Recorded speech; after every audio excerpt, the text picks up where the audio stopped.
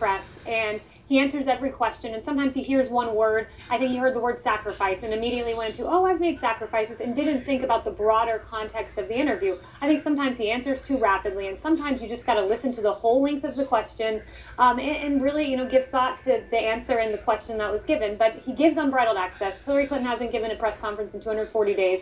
I think we'd see similar mistakes from her if she did. That's true. She has not given a press conference, but he does not give unbridled access because he went on a Twitter rant against CNN, and he won't appear on CNN because we actually hold his feet to the fire for statements that are questionable statements or about untruths. So he won't appear because it's not a favorable audience. That's not unbridled access. I think he'll be back because he gave many interviews to CNN, far more than Hillary Clinton's ever given.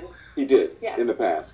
Not now. Now it's coming down to the wire. He just went with George Stephanopoulos, though. That's another network. There we go. That's our last one, George Stephanopoulos. See him there again. All right, when we come right back, Donald Trump's fellow billionaire, the former mayor of New York, suggests that the candidate is not sane.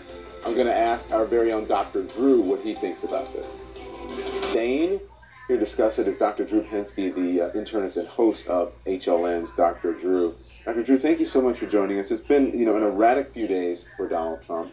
It has a lot of people asking what is going on with him. Mayor Michael Bloomberg said at the DNC last week in support of Trump's opponent, Hillary Clinton, even before the events of the last few days. Listen to this.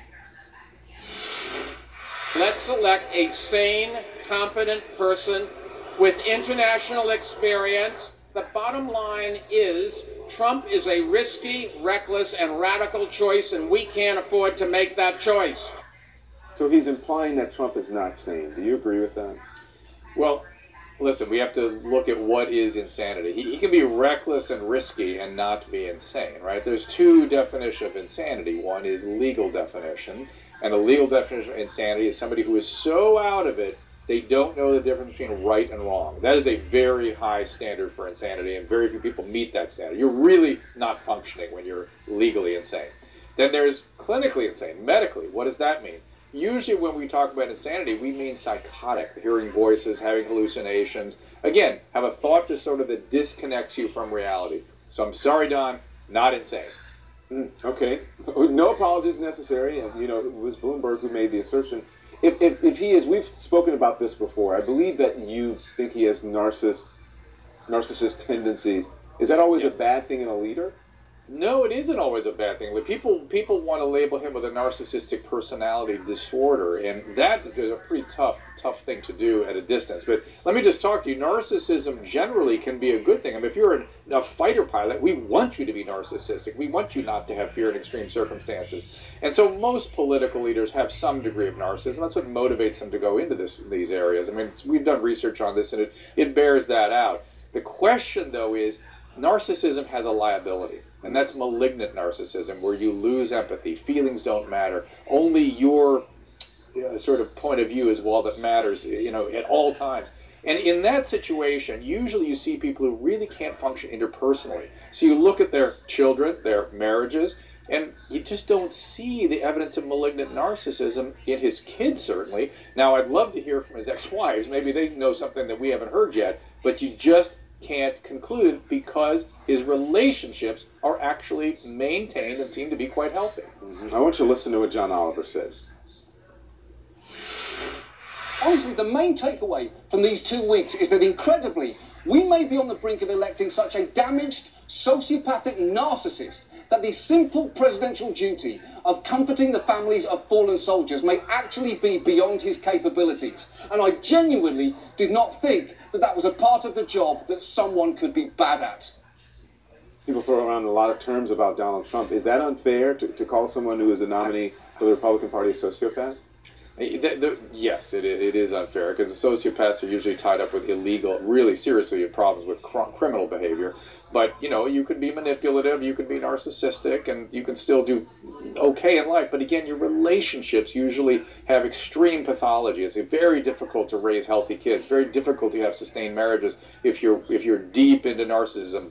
Though you can have narcissistic features, and there's no doubt that the majority of politicians have exactly that. The question, though, is, are some of the reckless qualities that everyone is getting so disturbed about on the campaign going to be translated into office should he get elected? And that's a pretty hard thing to predict. I don't know if this is just somebody playing politics, or is this somebody who really can't contain their impulses. And by the way, although people want to call it narcissism, people who are like hypomanic and bipolar are the ones that really have much more difficulty with running at the mouth. And you've got to wonder more about that than narcissism. You said bipolarism and what else? Manic, what did you say? Well, hypomania. I'm not saying he is hypomanic, but I'm saying everyone wants to label him with all these personality qualities. But, you know, when I hear people that are impulsive with their speech, I always worry about hypomania and bipolar types of conditions. And he has, as he says, he has boundless energy. Again, a little hypomania can be great. There are a lot of hypomanic businessmen that get a ton done. But in terms of containing your speech and being able to be thoughtful and take a beat before you say something, for those people, it can be very, very difficult. So, good or bad, the point is, I think people, what's more fascinating to me, Don, is not him, but his supporters that seem to not be concerned about it. I think of this. That to me is fascinating. As always, what is up with us? Well, right. The people who are not concerned, who say it doesn't matter if he's telling the truth or not. Let's talk about that. You said not control your speech. Let's talk about the criticism. Because you saw Khizr Khan has been doing interviews. He did an interview with me this evening. He said he had no right to question his knowledge of the Constitution. That's what Donald Trump said. No right to question his knowledge of the Constitution. Is there a psychological reason that he is seemingly unable to take criticism? Well, again, let's just assume that most people that would choose to be in a very high-profile race like this would have narcissistic tendencies. And there's something called sort of narcissistic injury and then narcissistic rage. If you really shame somebody with narcissism, they tend to be sort of Teflon when it comes to shame. They don't like it. And if you shame them, they can react with extreme aggression and extreme rage. So seems to be that kind of a psychological process. Yeah. The best way, if someone criticizes you, you don't like, just ignore them. That hurts the most. That's not seeming about how Mr. Trump operates or how this political season is going to go. But again, I'm trying to figure out what is it with us that we find that so appealing, and it's something. I have a radio show on KBC, radio program on KBC, and what I keep hearing from my listeners there is enough is enough. And so if somebody's going to fight back, they're going to say whatever, and I don't care what he says, as long as it's extreme and it's pushing back, and he's putting my country and my job first. I'll get behind him no matter what he says. And there's disregard for the content. So we need to examine ourselves. Donald Trump needs to examine listen, why we watch reality television. Speak for yourself, Dr. Drew. That's all about us. Why do we do this? Let's examine that. Yeah. Thank you, Dr. Drew. I always watch you. I don't watch reality TV, but I do watch Dr. Drew. What time does your show air again? 7 o'clock. 7 o'clock Eastern, 4 o'clock. On HLN. I know that. Thank you, sir. Coming up, Donald Trump has called wife Melania one of the most successful models of her time. But the New York Post has printed, let's put it up over this camera, some pretty racy photos that may shock some voters. This was the least racy. One day before yesterday, or yesterday's, was even racier than this. We're going to discuss it when we come back. How's yours, Mom? Ask your dad.